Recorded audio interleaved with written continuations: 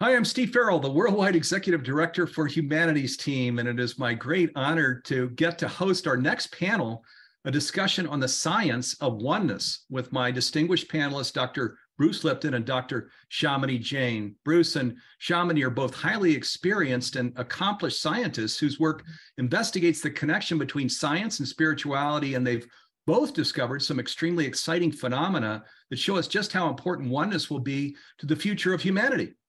Before we get into our conversation, let me tell you a little more about our panelists. Dr. Shamini Jain is a clinical psychologist, scientist, and social entrepreneur. She is the founder and CEO of the Consciousness and Healing Initiative, CHI, a nonprofit collaborative accelerator that connects scientists, health practitioners, innovators, and social entrepreneurs to help them lead humanity to heal ourselves.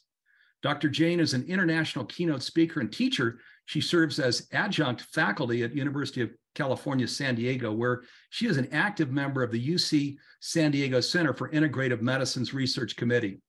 Dr. Jain is a member of the Evolutionary Leaders Circle and serves as a board member and advisor for several nonprofit and social benefit companies. She also teaches regularly at retreat centers and shares her research on the science of healing with diverse audiences worldwide. And welcome to you, Shamini. So great to be here with you, Steve and Bruce. Thanks so much for having me be part of this beautiful discussion. Oh, really? Yeah, I've been looking forward to this. And Dr. Bruce Lipton is a New York Times bestselling author and internationally recognized voice in new biology, whose work bridges science and spirit. After receiving his PhD in cellular biology from the University of Virginia at Charlottesville, he taught at the University of Wisconsin School of Medicine and later performed pioneering studies at Stanford University that revealed the impact of environmental factors on the psychology of cells. Following his passion, Dr. Bruce Lipton began examining principles of quantum physics and how they might lead to a better understanding of the cell's information processing systems. His discoveries have contributed to one of today's most important fields of study, the science of epigenetics. Bruce has been a guest speaker for hundreds of TV and radio shows, as well as keynote presenter for national and international conferences. And welcome to you, Bruce. Oh, goodness, Steve, I'm so happy to be here with you and especially my dear friend Shamini, but more importantly, the audience that we have, because everybody knows something's going on here. There's a gut feeling something's going on, and it is something big. So we're going to talk about what's happening in the world. Oh boy, are we ever? We're going to dive right in here. And again, Bruce and Shamini, thank you so much for being here.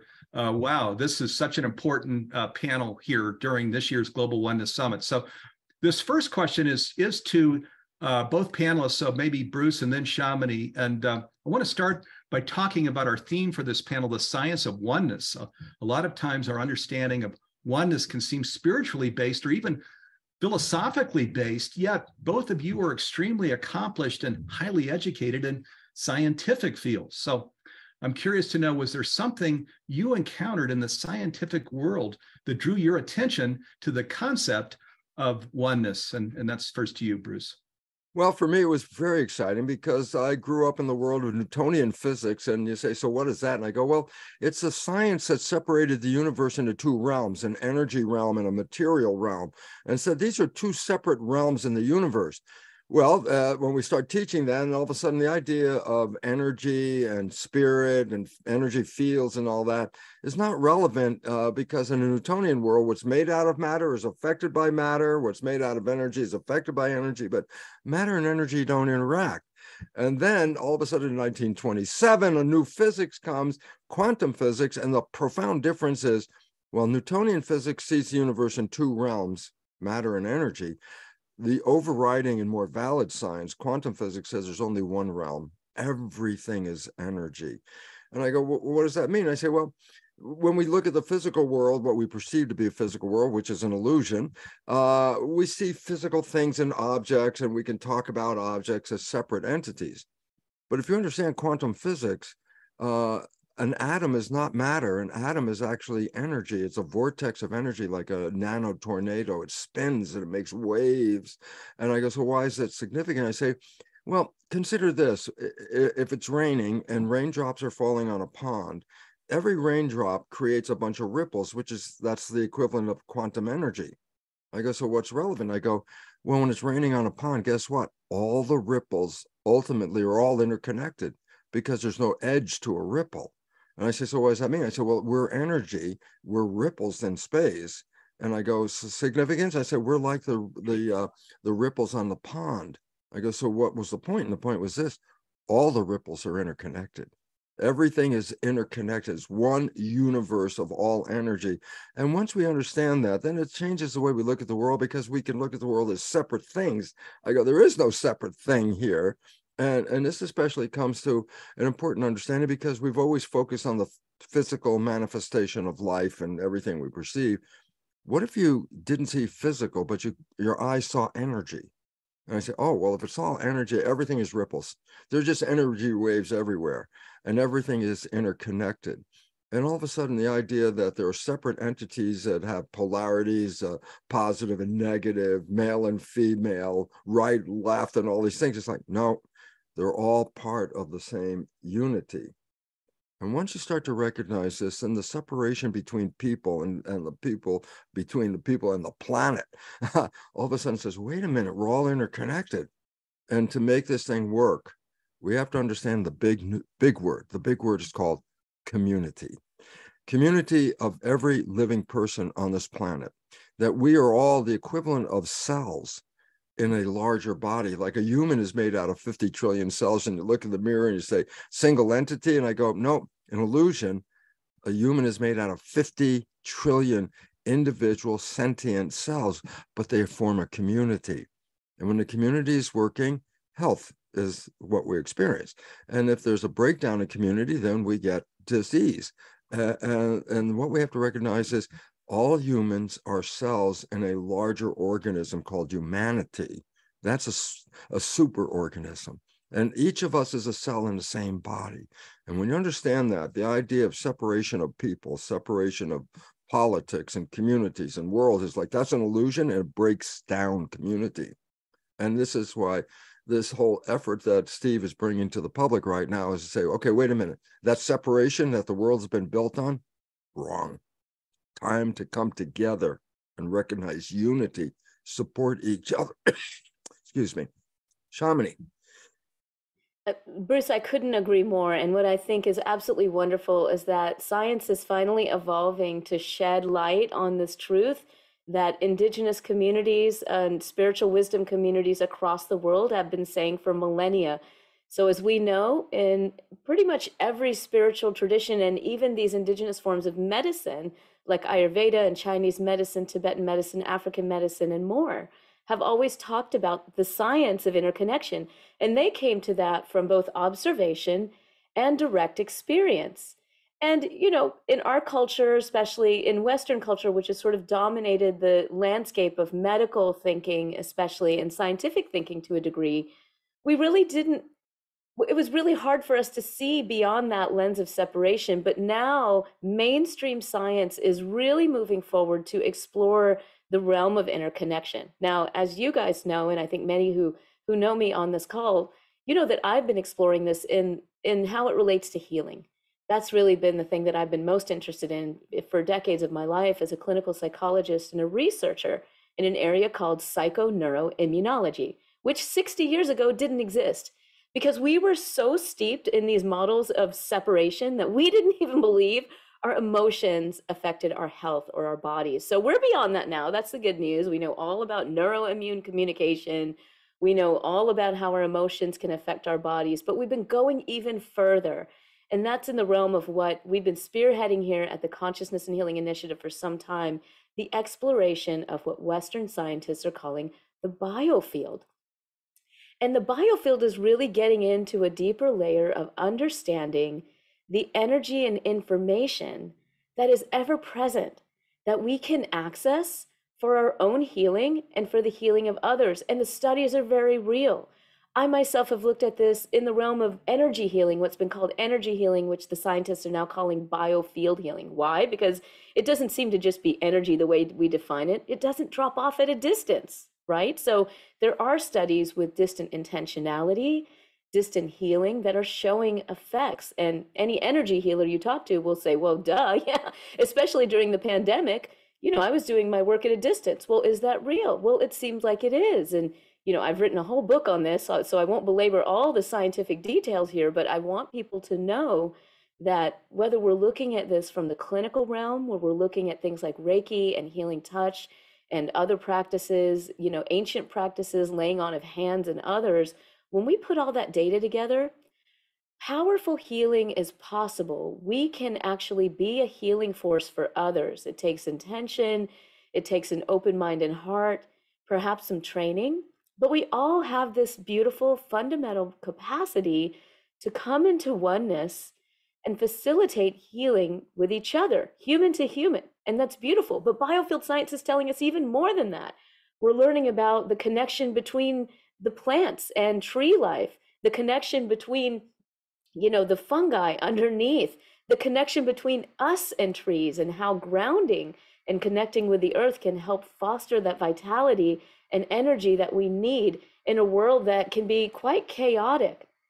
So, I could go on and on and on. There are studies now showing on the community level that our cells are communicating bioelectrically, of course, all the time. And that bioelectric communication between cells proper bioelectric communication between cells seems to have a role in preventing cancer. So cancers in a cancer cell, the cells aren't talking to each other. They're not in community. But in healthy cells, there are. And it seems that we can foster this, perhaps even with our own energy. So, while we're emerging from this idea of disconnection, which really has been totally false, based on limited models, modern science is now waking up to the reality of our deep interconnection. We can explore that physically, chemically, energetically, and perhaps even beyond. Perhaps finally, even spiritually. Yeah, beautiful. Well, you all have done a beautiful job of setting the table here. So, and as you mentioned, boy, science is it ever now affirming this notion of connection, of oneness. It's that this science is everywhere, even Nobel Prize for Physics here in October of last year, when it brings in entanglement, which is a feature of oneness. Okay, so Bruce, let me come over to you. Your work concerns not only oneness, but the science of consciousness as well. From your background in cellular biology and your work in quantum physics, how does science currently understand consciousness, and does the science explain what it is and what we know about it? Well, maybe we have to really start with the fact is, where is consciousness? Because everyone would think, well, consciousness is built into your head right here. But it turns out, no, consciousness, as my dear friend Shamini says, is an energy field. It's ripples all over the place. So your thoughts are not in your head. And this becomes really important, because when we start to recognize that the energy of thought is actually what is shaping the world we live in, you go, wait a minute, thought is creating this? I go, well, quantum physics is the most valid science I mentioned. And principle number one of quantum physics is consciousness is creating our life experiences. If you change your consciousness, you change your life experiences. And all of a sudden it's like, well, then these thoughts that we have, which are our consciousness, are not just random things running around in our head, that our thoughts are actually altering the field we're in. It's interesting when people want to read brain activity of a person or their consciousness activity, you put wires on their head, and it's called electroencephalograph, EEG, and you could read the brain activity inside the head. And that led us to believe, yeah, our thoughts are contained inside this skull. But a newer device reads the brain functions just the same, but it's called not electroencephalograph, it's called magnetoencephalograph. I say, so what's the difference? Well, MEG is different because the probe doesn't even touch you. The probe is out here. I say, why is that important? I said, your thoughts are not just in your head. Excuse me, you're broadcasting your thoughts. And this broadcasting of energy, remember, ripples are going out. Connect to the ripples of the world in which we're in such a way that our thoughts are actually shaping our life experiences. And this becomes so profound, because this is the concept of people, thinking is going to control you. I go, we always left the mind out. That was a Newtonian belief. Body's made out of matter, mind is energy. Newtonian physics, matter and energy don't talk to each other. So if you want to work with the body, get rid of the energy, just talk to the body, give it chemistry, give it pharmaceutical drugs, all that kind of stuff like that. When you bring quantum physics in, it says, wait, those two are one. And that your thoughts are manifesting this experience. That's a scientific reality. And the significance is, well, does it really work? And then, as Shamini could attest to, the fact is very important. There's something we call the placebo effect. And I go, what's that? I go, well, a person has an illness, then the doctor says, we have this special brand new medication just for you, and it's great just for you, and you take this medication and you get well, and you go, wow, thank God for that medication. And then you find out it was a sugar pill. I say, there's a profound, important insight to this. And I say, what was it? I said, where'd the healing come from? Not the sugar pill. It came from the consciousness that healing could occur. Whether it was a sugar pill or no pill, it was all up here in your head. And this is the powerful insight of how our positive thinking, our positive nature of healing, positive thinking actually affects our physical body. And everyone goes, yeah, the placebo effect. It's almost 100 years since we've known it. But I say, add this fact.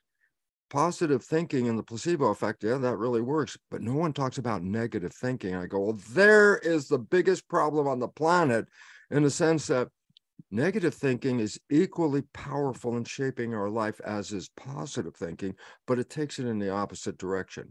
A placebo is positive thinking that can heal us of any disease. The scientific term nocebo is the negative thinking that can cause any disease.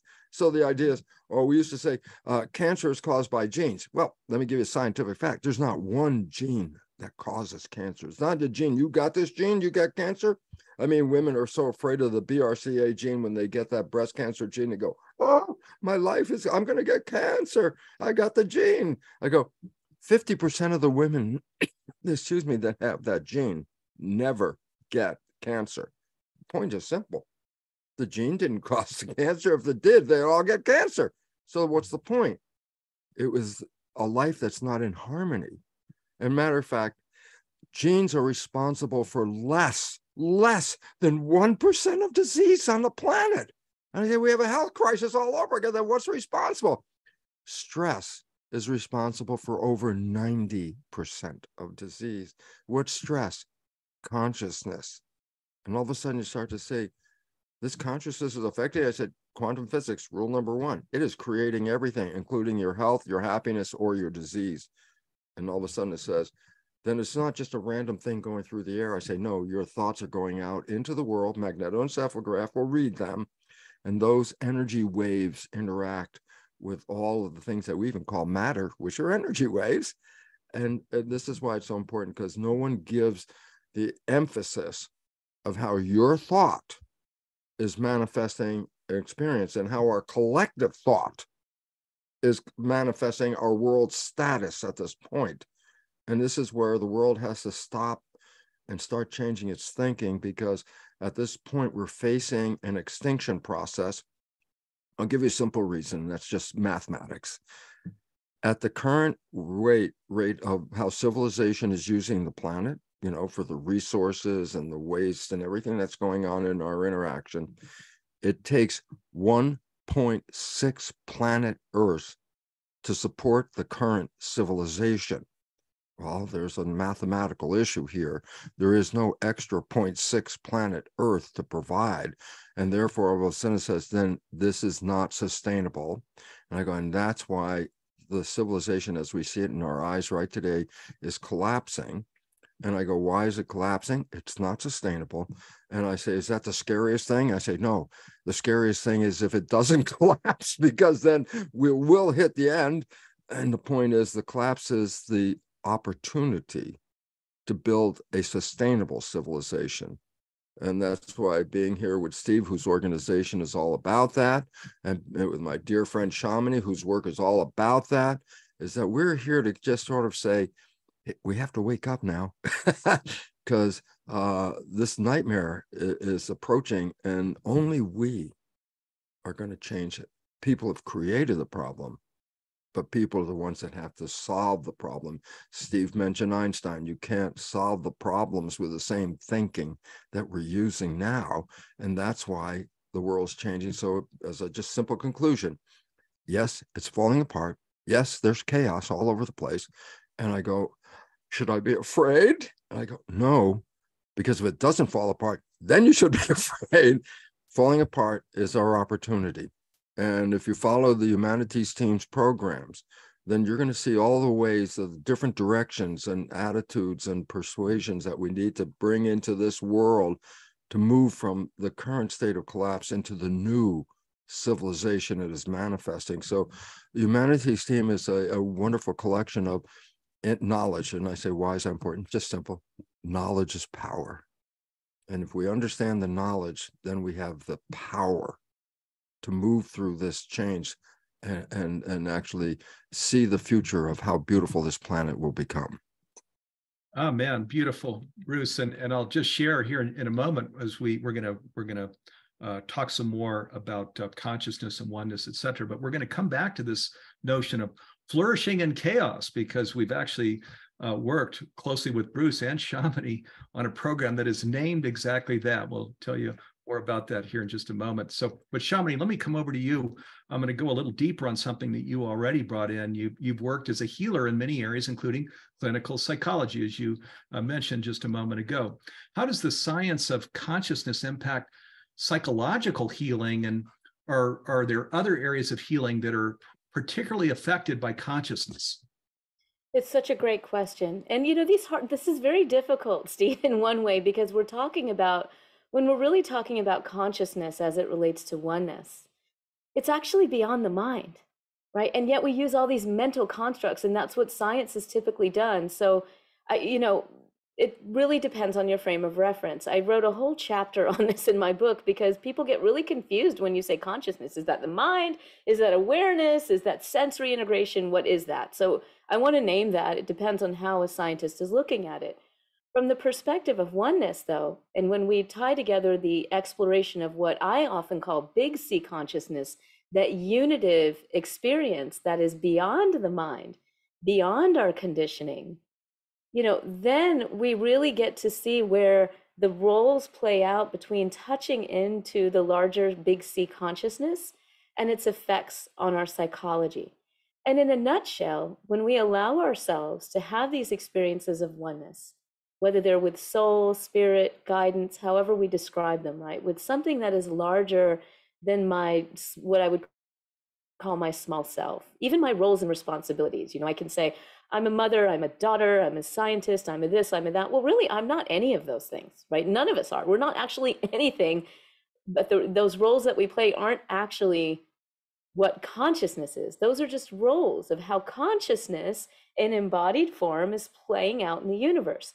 Once we can actually have the experience of that, then we can start to sort of disentangle from the micro traumas and major traumas in our life that keep us small.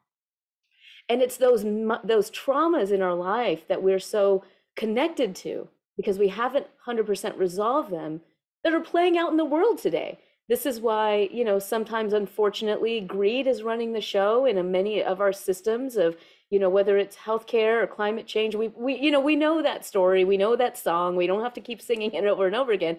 I think we see how traumas, both individually and collectively, are leading us to this place of chaos that we see now. Here is the good news. The science shows us that when we engage in consciousness raising, consciousness reconnecting practices, and Steve, there are so many. I went over all the evidence in my book because I want people to know that it doesn't matter which practice you choose. There are so many examples, different forms of meditation, not just mindfulness, but many different forms of meditation, singing, drumming, chanting, yoga, tai chi, qigong, even conscious conversation brings us back to an experience touched by oneness, big C consciousness, so that we can disentangle from the conditioning that is plaguing our ability to flourish both individually and collectively. So the practices are here. They've always been there. And it's really important in these times that we're very aware of the science, and we just to remind ourselves how real this really is. The oneness, the science of oneness is very real. And it empowers us to then come into practice, because as we come into practice, we unravel the traumas on the energetic level, as energy healers talk about it, and even some psychologists, and certainly in the ancient traditions. What's happening? Whether you talk about this on the karmic or the energetic level, we're literally releasing things that bind us, things that bind our energy, that bind our flow, that bind our ability to connect with the larger consciousness. So, and as many on this discussion here who are watching and joining with us here know, the collective practice is joyful. So, what is the antidote to chaos? It's actually coming back into our joy. This is not a bypass. This is essential. Your fundamental nature as fundamental consciousness, as we describe it in the Vedic tradition, Sat, Chit, Anand, ever truthful, fully conscious, and blissful. This is our natural state. That gives us energy to change the systems that we need to change. This is why coming into Big C consciousness is absolutely essential for realigning our planet. We don't have to feel bad about it. It is not a bypass, and it all starts with our practice. And yes, the science supports all of what I'm saying. Yeah, boy, beautiful. So I love that you're both bringing in these perspectives that are real, important, and urgent, but also hopeful. And that's our journey to this sustainable and flourishing world that we Bruce, what you call this heaven on earth, which we know we can create, but we've got some. There are going to be challenging moments, which is on this journey to get there, but delicious moments as well, especially if we really pay attention to the science of oneness, of consciousness, these things that we're talking about actually here in this panel, and that you all share when we talk about these new programs we've created. So I'm going to come to the panel here now, and Shamini, maybe you can go first, and then Bruce here with this question to the panelists. So something that excites me about both of your work is the idea that we can all use our conscious minds to create immense change in our lives and in the world around us. What are some of the things that you've encountered in your research that our viewers might not know are possible to do with their mind? Oh, well, Bruce, you talked about placebo a little bit. So let's just unpack that, because what we're learning about placebo and what I have learned as I really dug into this concept, first of all, honestly, Steve, it's an outdated term. It makes no sense. And, I've spoken about this and sort of written about it in more depth, but placebo, when we understand what placebo is telling us, and Bruce really touched on this earlier, it's incredibly powerful, because what placebo actually is, I call it, is heal. Holistic elements that activate life force. And what I mean by that is when we dig into the research behind placebo, we find that it's not one thing. It's not even just the conscious mind. It's expectation, which is how much do I believe that this trajectory that I'm on is helpful, this medicine I'm taking is helpful, this food I'm eating is nourishing, my conscious expectation. So that's only one part of placebo. The other parts are conditioning.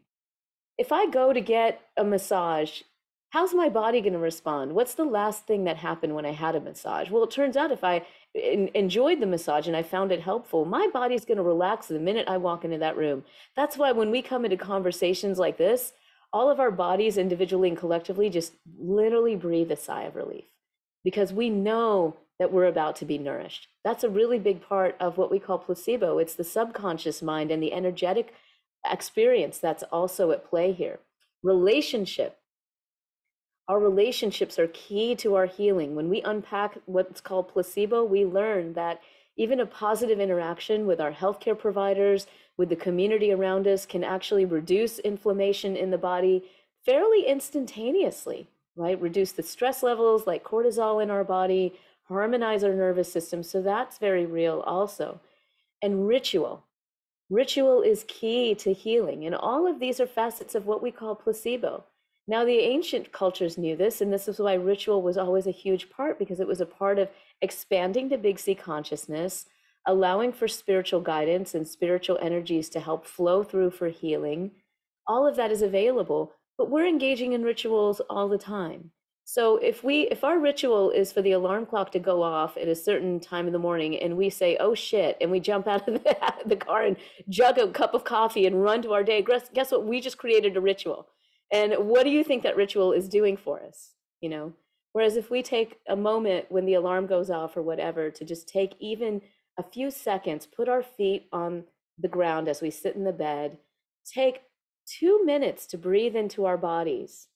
How am I doing today? What's here? Can I invite spirit to be with me in my very busy day?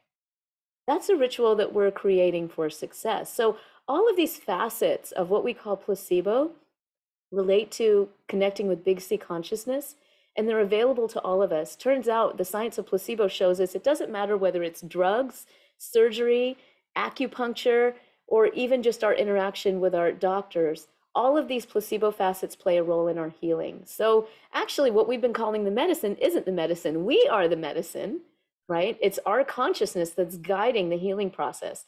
And I think, Steve, when we really get that, when we really know it in our bones, it realigns our entire world and even the way we see each other.